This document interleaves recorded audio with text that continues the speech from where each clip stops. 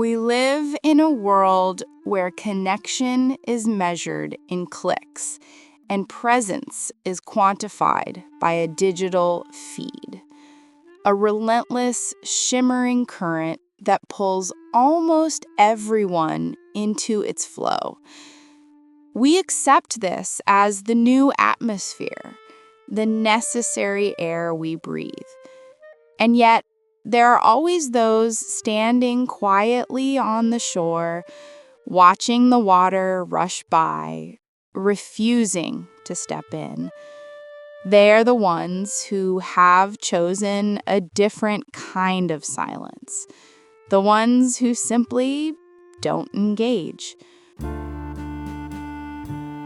We see them, or rather, we don't, and when we do, we tend to dismiss their choice with simple, surface-level explanations. Perhaps they are technically inept, or they're just too busy, or maybe they're just old-fashioned. Maybe they're simply avoiding the truth of their own lives, or they are just antisocial. We chalk it up to a lack of something.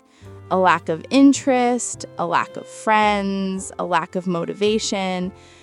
But to accept such a simple answer is to miss a profound psychological truth. A truth that speaks not to a lack of something, but to the presence of a very rare and sophisticated kind of internal strength.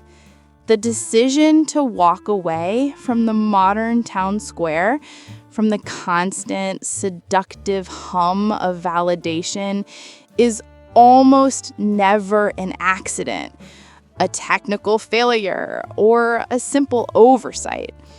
It is, more often than not, a deliberate and profoundly self-protective act of psychological editing. And to understand this choice, we must look deeper than the app icon.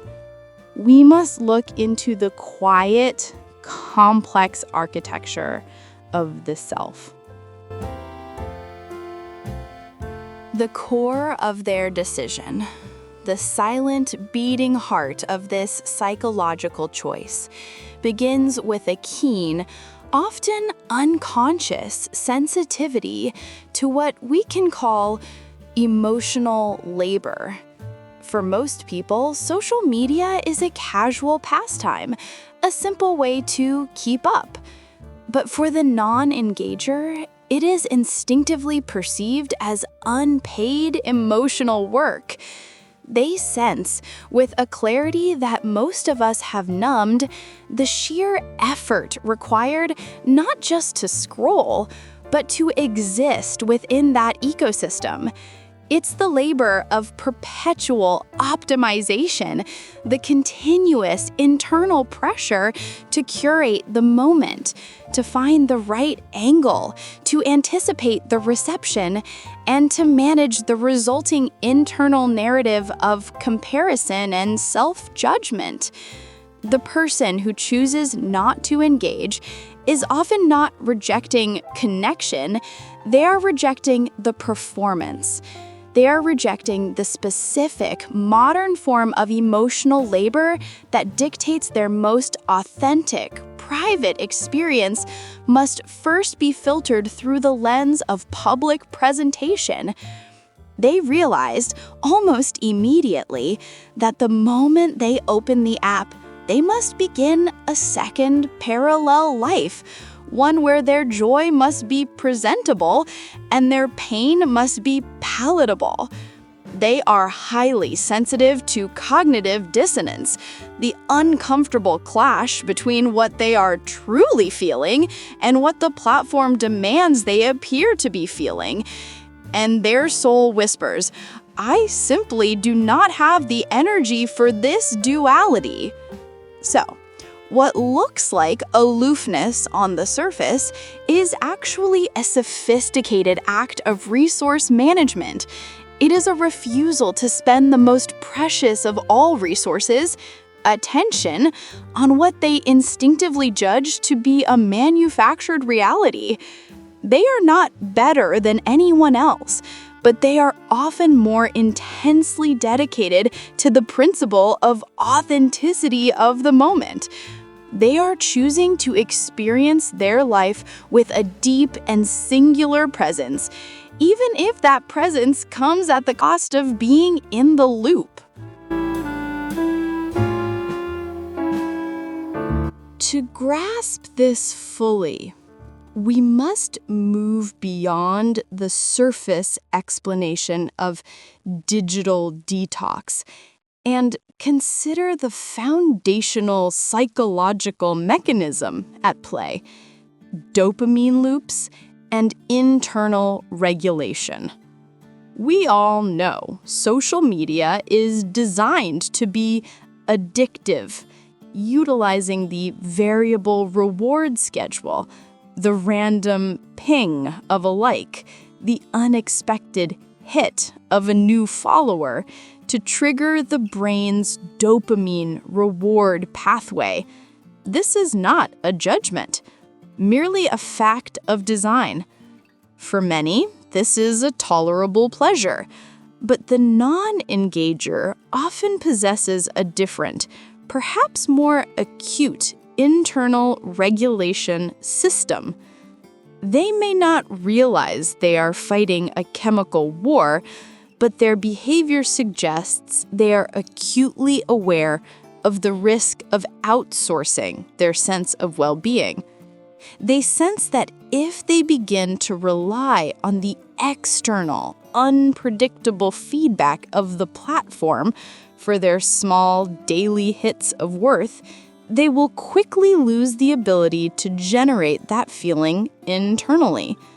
Their choice is a silent declaration of independence from this chemical tether. Think of it as a conscious refusal to engage in a highly stimulating, low-substance diet. They are not opposed to the idea of connection, but they are unwilling to let their brain become rewired to crave the microbursts of synthetic validation. They understand, through quiet observation of the world around them, that this craving leads to a subtle, continuous sense of not enoughness. When they scroll through a feed, they don't just see pictures. They feel the anxious flutter of their own imposter syndrome being activated. Is my life as full as that one? Should I be traveling there?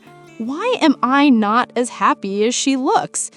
This is not born of a greater personal weakness, but often a greater sensitivity to psychological noise. They are simply choosing to protect the integrity of their internal dialogue. They are saying, I will define my own sufficiency, and I will not allow a manufactured highlight reel to tell me I have failed.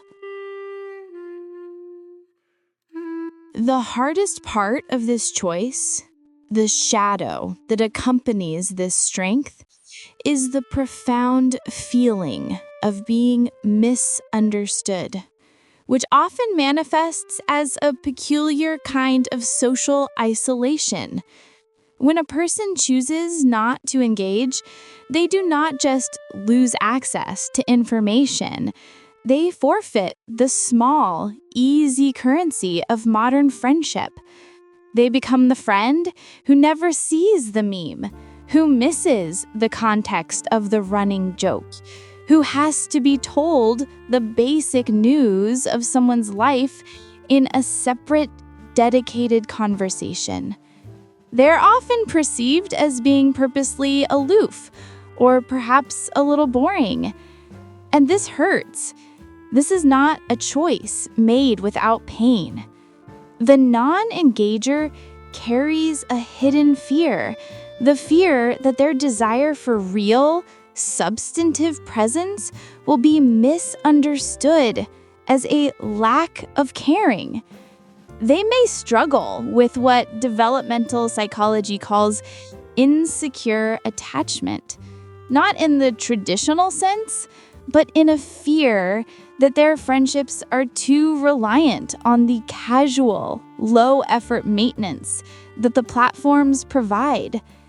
They may fear that without the constant digital check-in, the relationship will simply evaporate because the foundation wasn't deep enough to sustain a silence. They are looking for the kind of connection that requires the heavy lifting of a phone call, a planned meeting, or a carefully worded letter. The kind of effort that proves you truly valued me, not just the convenience of the algorithm.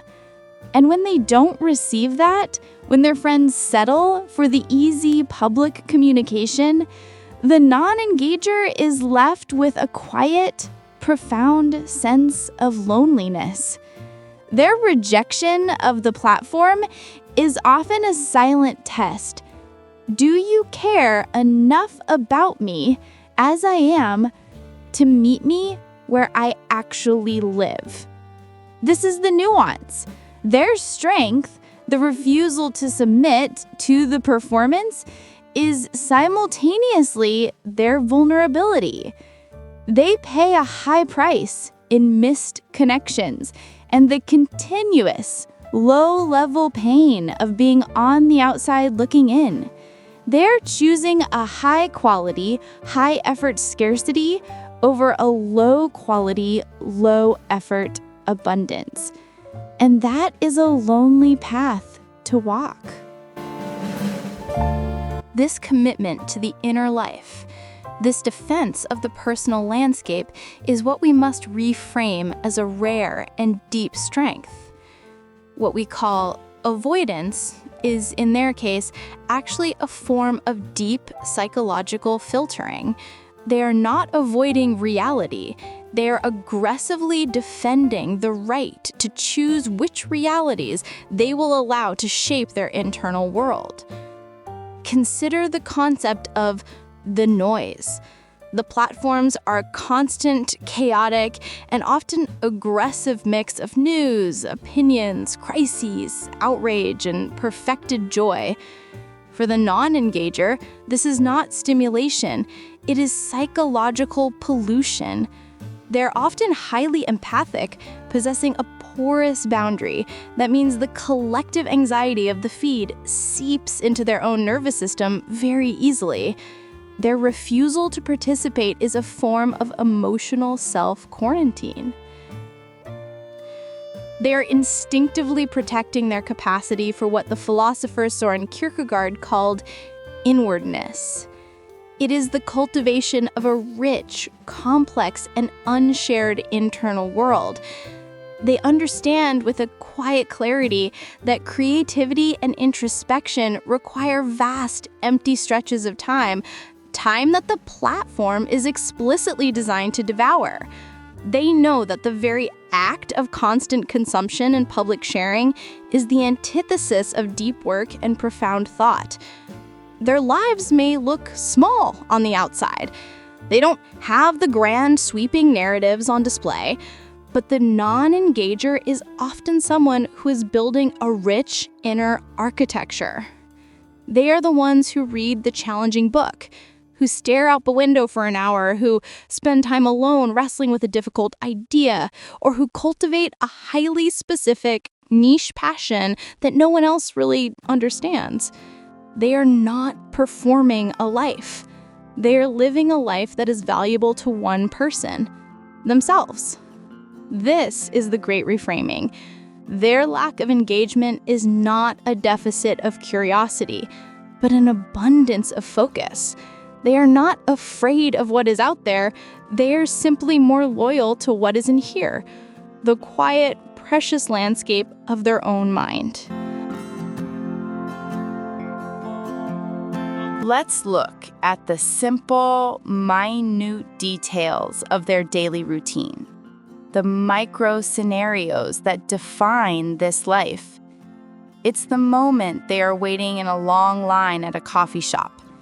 Every single person around them has a phone out, head bowed, scrolling, absorbing. The non-engager simply stands there. They look around. They listen to the gentle clinking of porcelain. They notice the fading light on the brick wall outside. They tolerate the boredom. And in that tolerance, they find something that everyone else has forfeited. The small, unplanned flash of an original thought, or the quiet recognition of their own heart beating. They are allowing the world to happen to them, rather than interposing a digital shield between themselves and the present moment. It's the ritual of a phone conversation. When they call a friend, it is often not a casual update, but a commitment. They do not have the casual knowledge of their friend's last 3 posts. The vacation, the new dog, the argument with the coworker. So the entire conversation must start from a place of genuine, inquisitive ignorance. They are forced to ask real questions. How are you really doing? What has actually been on your mind? And this forces the other person to drop the performance, if only for a few minutes. Their presence, ironically, becomes an anchor to a deeper kind of reality for their friends. And there is the quiet joy of the unphotographed meal. They order a beautiful dish, and before the plate is even set down, the thought of its presentation for others simply vanishes. The only requirement is that it must satisfy them. There is no concern for lighting, no need to step back, no silent internal composition of the caption. They just eat. They just taste. And this is the purest expression of their choice. A radical, quiet acceptance of the moment's sufficiency, exactly as it is, without a need for external witness or validation. This is not a life of self-denial. It is a life of selective, profound indulgence in the primary senses.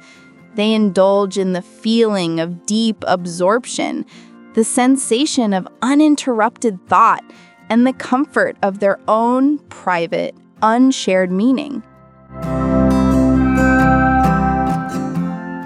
Ultimately, the psychology of the person who chooses not to engage with social media is a study in the mature development of self-concept. They are wrestling with the same core human questions as everyone else. Who am I? Do I matter? Am I loved? But they have made a crucial, subtle turn in the direction of where they seek the answers. They have decided that the answers cannot be crowdsourced. They understand that the self, when constantly exposed to an audience, begins to edit itself for consumption. It begins to mistake the echo of public opinion for the sound of its own voice.